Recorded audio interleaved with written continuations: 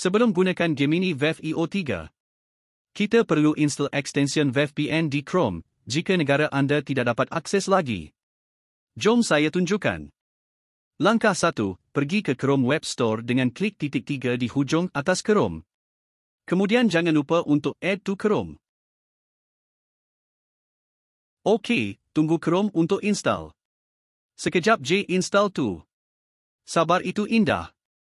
Kalau tak sabar baik korang tidur. Okey, sudah siap. Korang klik VPN tu sekali lagi di titik 3 atas kanan tu. Nanti akan keluar kotak biru dan ada butang on. Klik continue je kalau nampak butang continue. Kalau ada keluar kotak biru, nanti jangan lupa pilih USA dan satu negara di bawahnya sebab ada 2 sahaja negara kad pilihan tu. Akhir sekali, klik butang on. Dan korang boleh guna Gemini.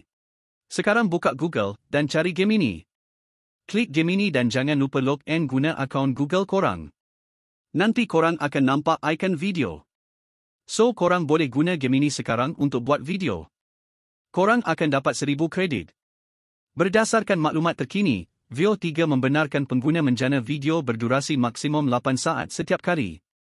Namun, maklumat rasmi mengenai jumlah kredit yang digunakan untuk setiap video masih belum didedahkan oleh Google. Okey, itu saja. Selamat mencuba semua.